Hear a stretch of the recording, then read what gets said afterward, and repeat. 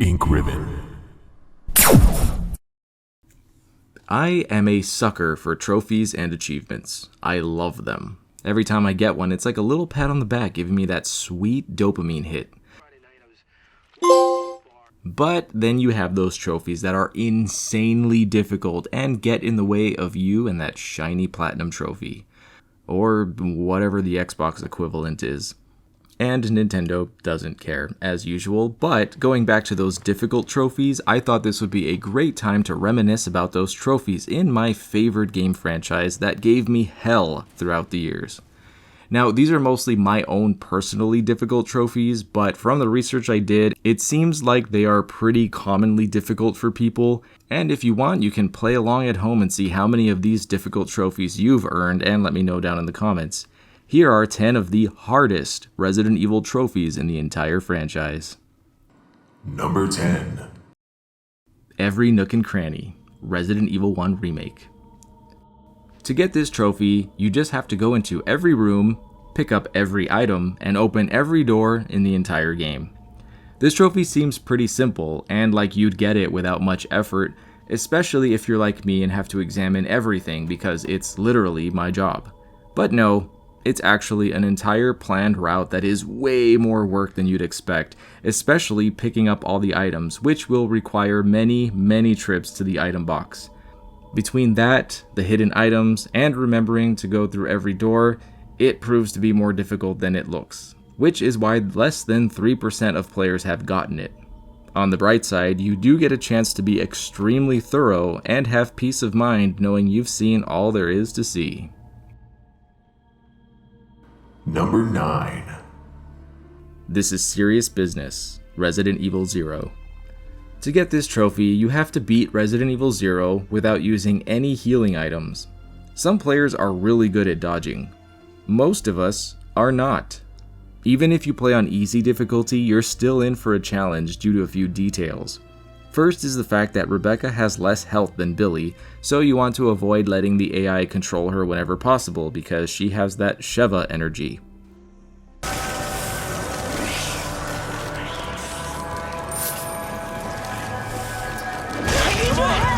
Rebecca can only take 10 zombie bites or 8 swipes from hunters, and the Leech Queen can kill her in 4 hits. The saving grace is that you can save your game as many times as you want, but it's still quite the challenge, as demonstrated by the mere 3.1% of players who have earned this trophy. Number 8. Mad Skills, Resident Evil 6. I know that everyone has issues with Resident Evil 6, but I actually had a great time with it, to the point that I have gotten a platinum trophy for it, twice. And both times, Mad Skills was the last trophy I got. By the way, can we stop and appreciate the 2010 energy of this trophy's name? This was during the Ermagerd era of the internet, so everyone, including Capcom, collectively decided to misspell everything to be edgy.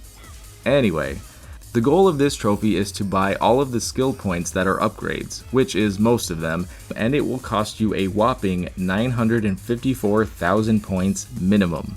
You can earn these in the main game or via the mercenaries, and thankfully for me, I absolutely love mercenaries in 6. So it's a fun grind for me, but for most of you, probably not the case. You can replay certain chapters that give a high amount of points, but either way, this trophy will take a long time to get.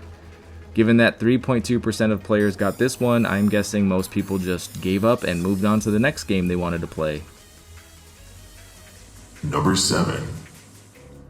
Seventh Circle Overseer, Resident Evil Revelations. For this trophy, you have to beat every level in raid mode on Abyss difficulty with an S rank. This one sounds so simple and straightforward, but it's both extremely time-consuming and difficult.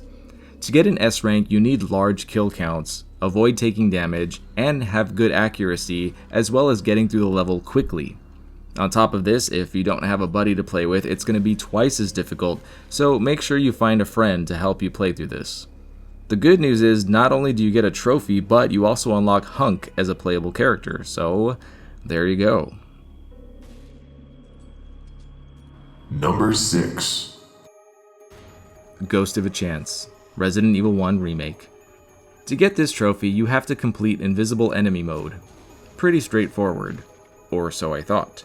But when I saw that this is the rarest acquired trophy for this game with only 1.6% of players having gotten it, I figured maybe it's harder for other people. I don't remember getting it, but I know that I did it at least once. Using a keen eye, you can see little things like hunters drooling, but if you do this on easy difficulty and try to run from everything, you should be able to do it, especially if you get the bad ending and avoid the fight with the tyrant on the helipad. So if you're one of the players who's never gotten that trophy because you were scared, I'm here to tell you, go for it. You can do it. Use as many ink ribbons as you need to. Number 5. Legendary Cowboy, Resident Evil Village. This next trophy took me an extremely long time to get, despite it being pretty simple. Get S rank on all levels in Mercenaries. Yup, it's not even part of the main game, but don't be fooled, it's pretty difficult, requiring extreme precision as well as a bit of luck due to the power-ups and levels being random, as well as you needing to upgrade the right things for the right levels, which of course are always changing. I ended up giving up and just watching video guides because my dumb idiot brain just couldn't handle it, and I am not ashamed. Number 4. Who's Your Daddy Now? Resident Evil 7. This trophy is one of the most famously talked about online. I've seen countless Reddit posts and YouTube videos talking about how this mode completely changes the game and is an amazing example of how difficulty can change a game. But I've never experienced it myself. Mostly because I got burnt out on 7, but also because I'm genuinely scared when I play 7. Out of all the trophies on this list, this is the only one I don't have, and I'm really looking forward to going back and trying it out when I'm ready. If any of you have this trophy, then write, "Who's Your Daddy Now?" in the comments, because you've earned it. Number 3. One Hell of a Sheriff, Resident Evil 2 Remake. This is the only trophy on this list that is DLC exclusive, but it's free DLC and it's so difficult that it's just worth being on this list. But there's a bit more than just the trophy. You know the cat ears accessory in Resident Evil 4 that gives you infinite ammo? Well, this is where it debuted. Now, to get this trophy, you only have to complete the sheriff scenario without using training mode. It sounds simple, but this mode gets exponentially difficult with enemies coming from all around you and weapons being scarce. It's difficult, but doable. However, if you can do this with also shooting only a maximum of 60 handgun bullets, you can unlock the cat ears accessory. If only these carried over to the main game. Number 2. Power Hungry, Resident Evil Code Veronica. Technically, there is the Battlemaster trophy, but the only reason that one is hard to get is because of this trophy, which requires you to earn an A rank with Wesker in the battle game. Wesker is equipped with only a knife and some mixed herbs, and must complete the scenario within an hour, which is extremely generous time-wise.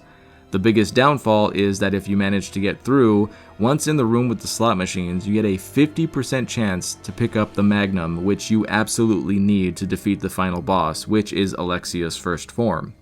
We all know what happens if you get too close to her.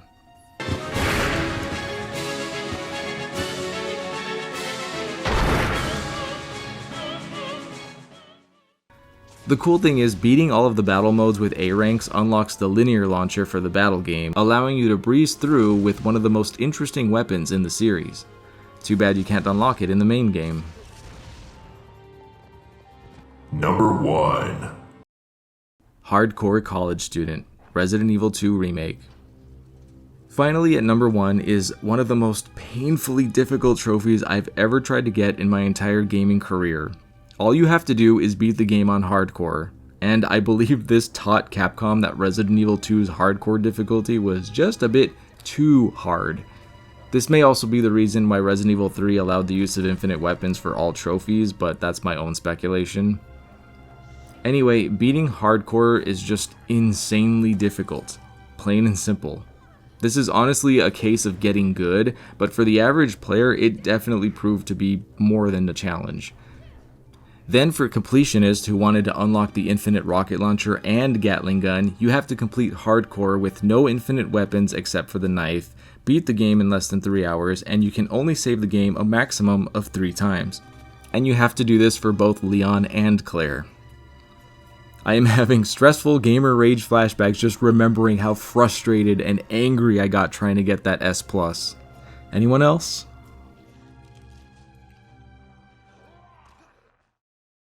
So, am I the only trophy whore among the Resident Evil community, or did any of you also feel the pain of remembering the grind for some of these?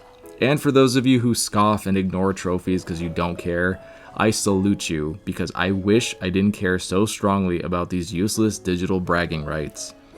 But those were some of the hardest in the franchise, mostly according to me, but I'm sure there are some that some people think I should have included, so if you know of any that gave you trouble that I left out, let me know in the comments, and be sure to unlock that special trophy by hitting that like button. I hope you have a great day, and until next time, I'm Kai Morgan, and as always, thanks for watching Ink Ribbon.